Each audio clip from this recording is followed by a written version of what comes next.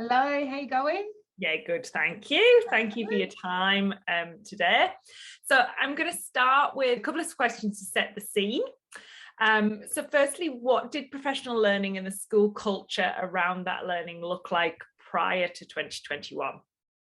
And I think, as you said in your introduction, really, there has been a lot of changeover in staff at Barrack Heights, and that included the 3 principals over 3 years, which is a huge dynamic factor to be taking into consideration when you're looking at embedding any change or looking at really cementing the things that you're doing in the school. So I guess the landscape was that originally, or prior to myself, it was a very strong wellbeing focus. And that's definitely what the school needed. But as I came in, I really realised that learning wasn't on the map as much as what I would like to have seen it. There was really a lot of initiatives happening. I think I looked at my first school plan and there was 28 initiatives in the school plan, and they were all competing. They were all really purposeful, but there was just too many. So we started with a bit of an audit on that to look at what was the impact of all those initiatives and were we actually getting bang for our buck. And once we did that audit, we were able to see what the professional learning culture sort of felt like. And the data from the staff really said that it wasn't hitting their need because they were just getting bites. And while it was great, nothing was changing because it was just too much. So I sat back and we looked at that audit and really felt what the culture was, trying to gather evidence of what the staff really wanted to make that impact. And I guess the other sort of cultural side of things, that it wasn't collaborative at all. I guess professional learning was something that was done to staff rather than a collaborative approach to it. And while staff would be really eager to share in small groups, a pin would drop if they had to share their knowledge or their understanding in a large group focus. So it was really not something that was conducive to collaborative learning.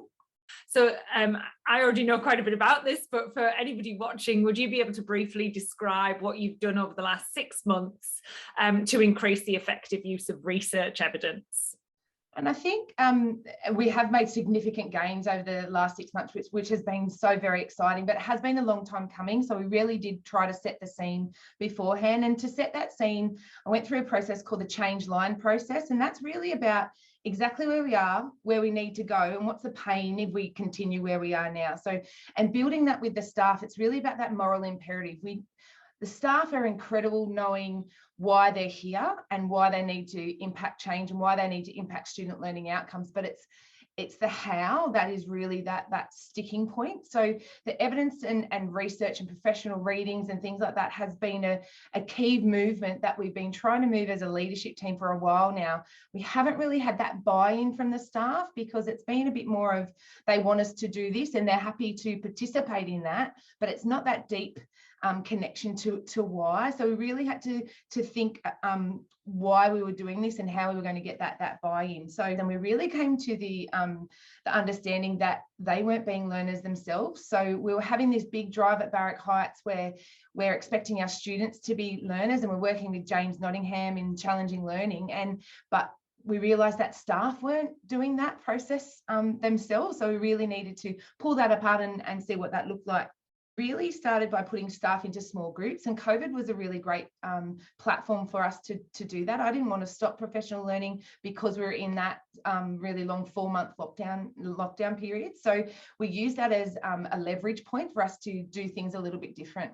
So we started with trying to set some group norms and expectations for the group. So I created jam boards and gave the staff an opportunity to go off and talk in their group what they expected from PL. So there's questions like, what was the best PL that you've ever done and why? What was the worst PL that you've ever done and why? And what does each individual group member need for this PL to be successful? So we created a PL hub, so an online hub where the jam boards and things were there, and there was a reading set for each particular group, and they would read it and then they would put their reflections on a jam board. So they were able to see what other people had been thinking about that particular reading or that piece of evidence, and then they were able to reflect on that in a really safe environment, and that created a springboard for conversation, and in small groups that conversation just flew. It was a great way for them to feel that psychological safety.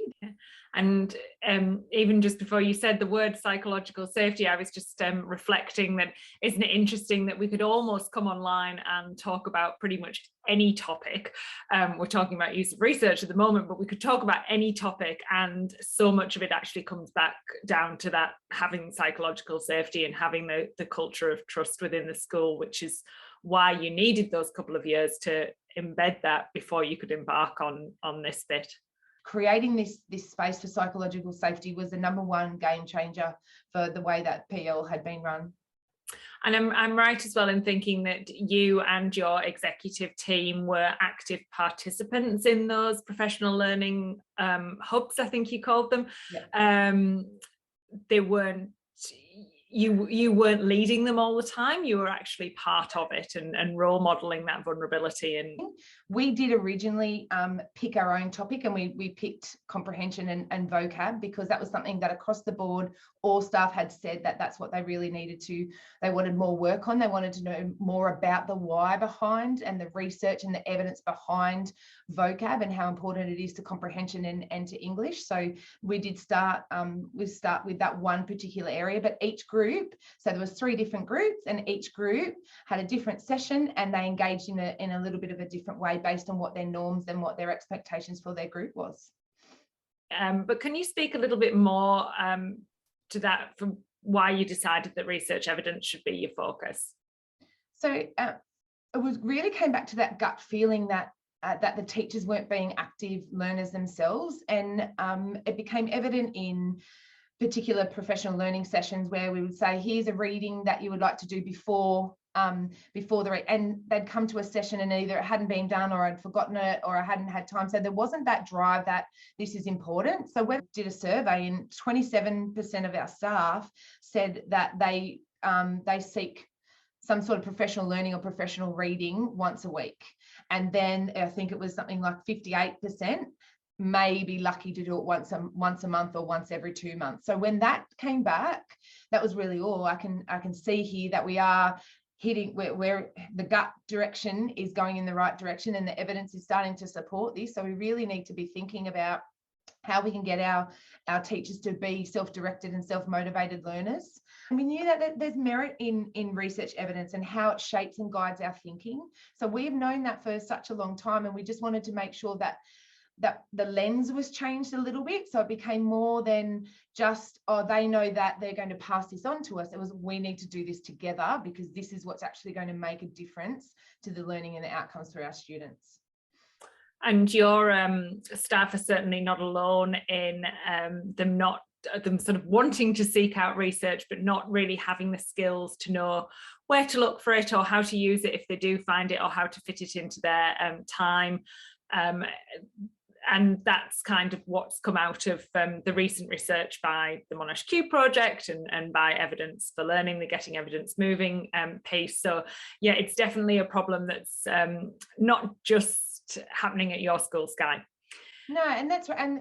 And we've been really lucky. Our staff is so open to it. Even though they were scared of being vulnerable and they were nervous about the process, they're really open to it, because they know that, and they really have that trust in us as a leadership team that we are really passionate about making a difference to the children and to our community. So they're really on board with those things. It was just that we needed to get over the line, so they were seeking things themselves as well as us providing it. We didn't want just that compliant learner or that passive learner. We really wanted them to be more active, and they're more than happy to be more active. You've spoken a lot there about the mindset of your staff. Have you seen any changes in that mindset over the past 6 months? Absolutely. And I've used that word quite a bit, because it has been such a shift in a small amount of time, and I didn't expect it to happen that quickly. And it really has been something twofold, and it's been the constant conversation piece, I think, has been the exciting part of it, that we're not just talking about the mindset of our students anymore. We're talking about the mindset of our staff, and the collaboration part has changed exponentially. So we when we first looked at the groups, we found that during the COVID period, our particular stages were working really well together and they were bouncing off each other.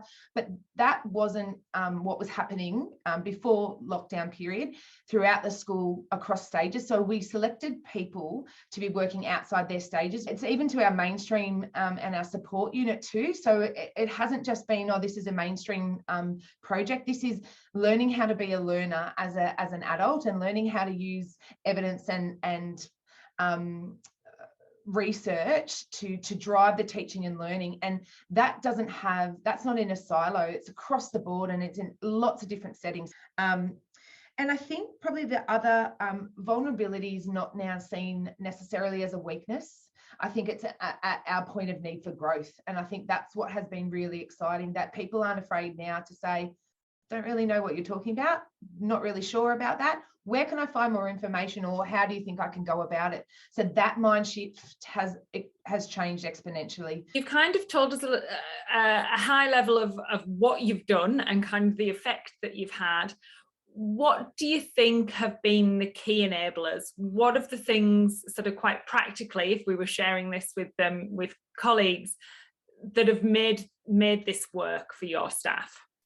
I think there's probably three key enablers, and certainly time has been probably the biggest factor.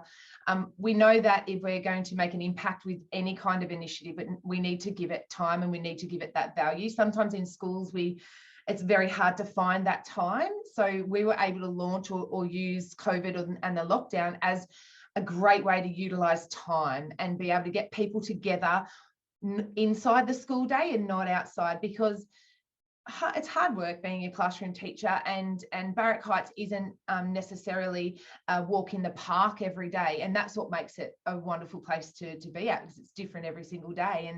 And so the time sometimes is that really restrictive factor to us getting different initiatives or things off the ground, because people are tired, and if we're going to start a professional learning session at 3:15 on a Monday afternoon, it's the last place you really want to be after a hard day. So it was really the time was the big key enabler for us to look at things differently, and it gave us permission to really look and trial some new things. The other probably key enabler was collaboration and the opportunity to collaborate with others. They weren't in their silos, they weren't just in their stages, they were really collaborating across the board.